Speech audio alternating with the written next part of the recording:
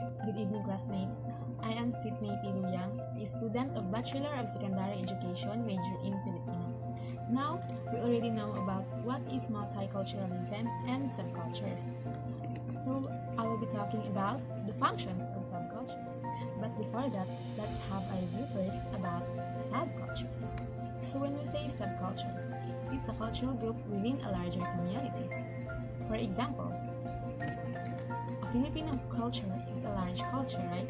So, its subculture is Bajau culture, Manobo culture, or there's a lot of subcultures within Filipino culture. So that is subculture. Now, there are three functions of subcultures. These are the permitting specialized activity, identity in mass society, and cultural adaptation to change. So, when you say permitting specialized activity, it's one of the first functions of subculture. Since subculture carry the knowledge necessary to perform specialized activity or specialized task, they are essential to division of labor, which is essential in any society. It also means that allowing a specific activity. For example, in a Filipino culture, its subculture is Bajau culture. So Bajau culture, they are known for they are a great divers or they are a good swimmers. It's their specialized activity that they can perform in because they have a knowledge about it. So the second function of subculture is identity in mass society. Subculture also provide a source of identity in mass society, thus preventing feelings of isolation. People with common interests, situation, or set of experience prevent the feeling of isolation. Because I don't know if every one of us or some of us seeks attention or wants to be feel that we are belong in a group, or for example in a set of friends, we want to feel that we are belong there, because in that way we can say that we are somebody. Because having a group or having a friends or having a feeling of having a feeling of that you are belong in a group, it enables us to stand out from the crowd. Especially for example in our class reporting, di ba nahihiya tayo sa front kapag tayo lang mag-isa, tapos kapag may kasama tayo or we are with our friends in front of the class, parang nababawasan yung hiyang nararamdaman natin. Isa din sa mga tungkulin ng subculture ay ang pagkakaroon ng pagkakakilanlan ng isang tao o grupo. Dahil dito, naiiwasan natin ang feeling ng hindi kabilang or nararamdaman natin yung feeling ng tayo ay kabilang sa isang grupo or sa isang pangkat. In the society, we can say that I am somebody because I have them. I have my friends, I have my family, like that. So, the third function of subculture is the cultural adaptation to change. So, it is another important function of subculture because it serves as the source of adaptation to society. Subculture serves as mechanism when cultural diffusion happens. So, what is cultural diffusion? It is one of culture's practices, beliefs, and everything. So, di ba, tayong mga individual ay madaling nakakabagay or we can easily adapt to our environment, di ba? And as a future educator, we really need it yung mas madali tayong makaka-adapt or flexible tayo sa ating environment. Isa ito sa mga pinakamahalagang bagay na dapat taglayin nating mga guro, ang madaling makibagay sa environment or sa kapaligiran meron tayo. Now, let's talk about the cultural dimensions of learning, teaching, and educational processes. The first one is cultural differences. When we say cultural differences, it's all about the values, beliefs, and rules of conduct which is accepted from one social group to another. Learning different cultures helps us understand different perspectives within the world in which we are living. So there are ways to understand cultural differences. The first one is become self-aware. So everything starts within yourself, right?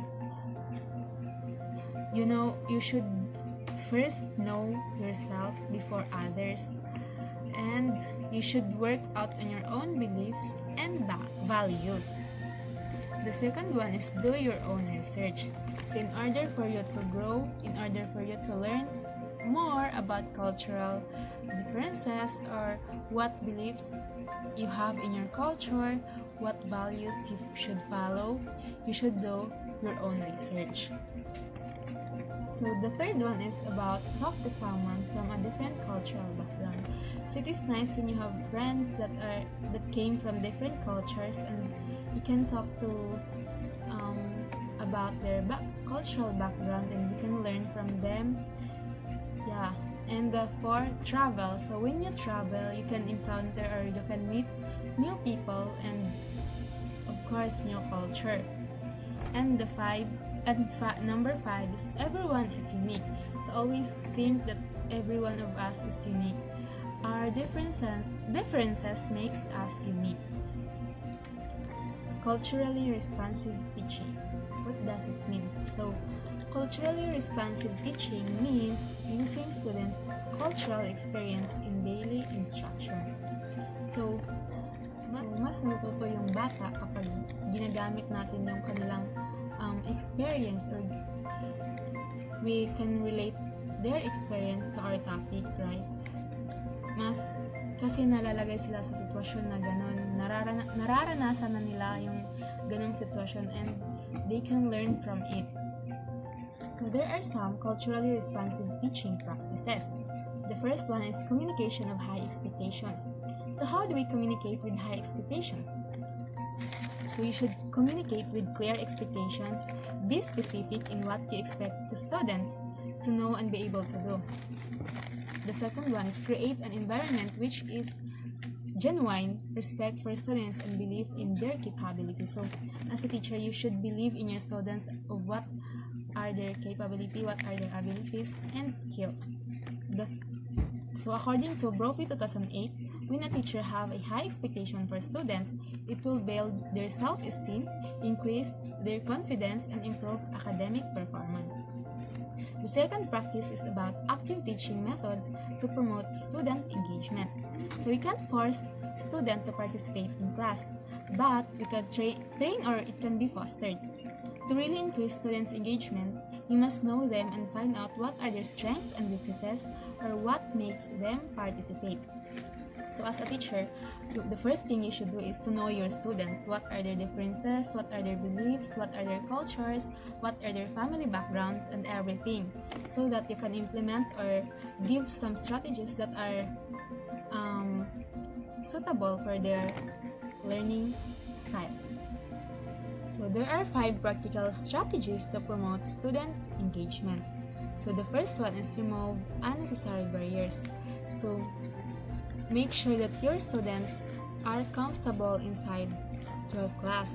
So, kasi kapag ang isang mag-aral ay komportable sa kanyang classroom or komportable sa kanyang kapaligiran, mas nainganyo siyang mag-participate at matuto. Siyempre, makinig. The second one is give students a choice and a voice. Of course, hindi lang dapat ikaw yung magsasalita sa loob ng classroom. Hindi lang ang teacher, kundi pati rin ang mga students. Give them a choice to participate and a voice to share their knowledge. The third one is engage first, then connect to the content. So, before you proceed to your discussion, you should give students the knowledge or the hint kung ano yung topic na i-discuss mo. Like, di ba, first natin sa demo teaching or sa pagtuturo is that we give motivations para naman mas maintindihan ng mga mag-aaral kung ano yung ituturo natin or malalaman nila kung ano yung paksang ating tatalakayin.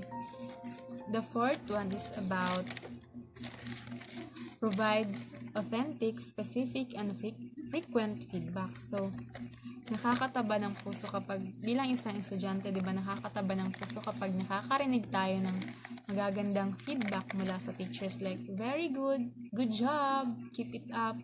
Hindi naman masamang magbigay ng ganong komento sa ating mga estudyante. And the last one is create many opportunities for hands-on learning. So, ang mga kabataan ngayon ay mas natututo sa mga performance activities. So, dapat as a teacher, you should provide lots of strategies or lots of activities para i-perform ng mga mag-aaral.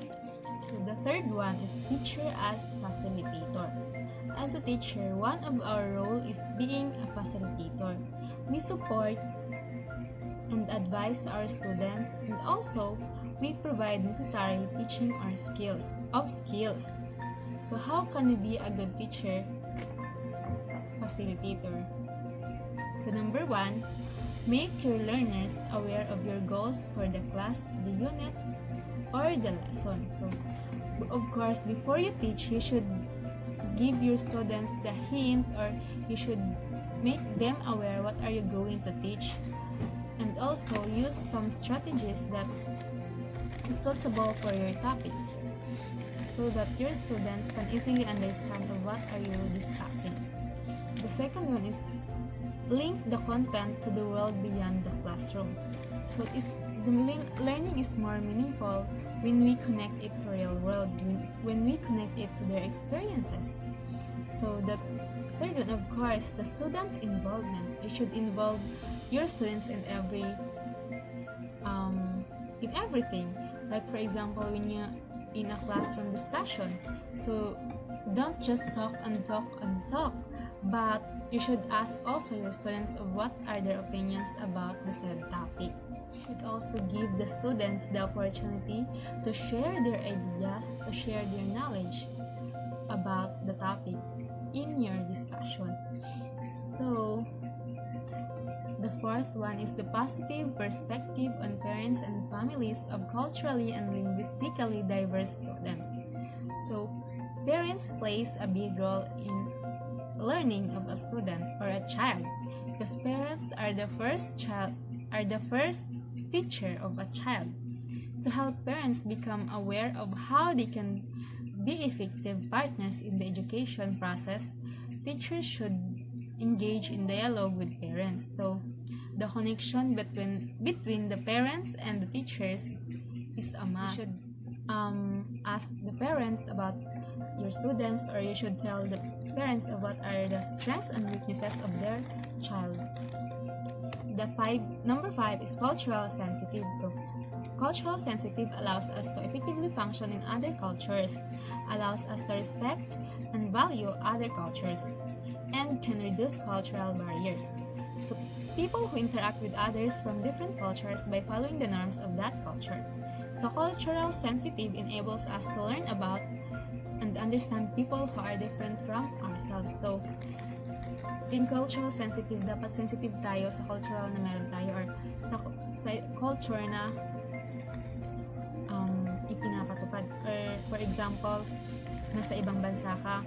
So, sa ibang bansa, ibang kultura ang meron sila doon. Dito sa ating bansa, may kultura din tayo.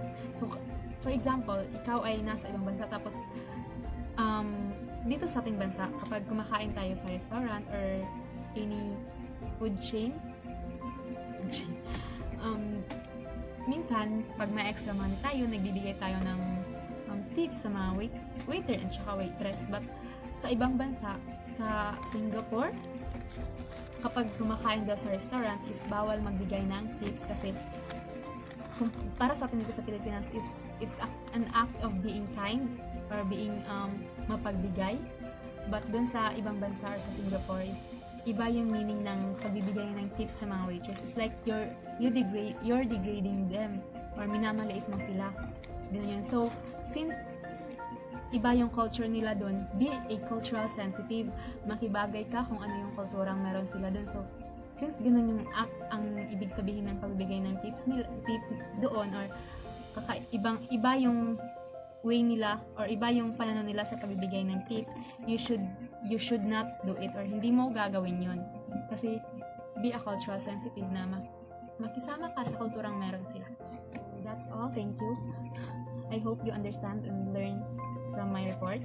And always remember that being different is not deficient. So being different is being unique. That's all.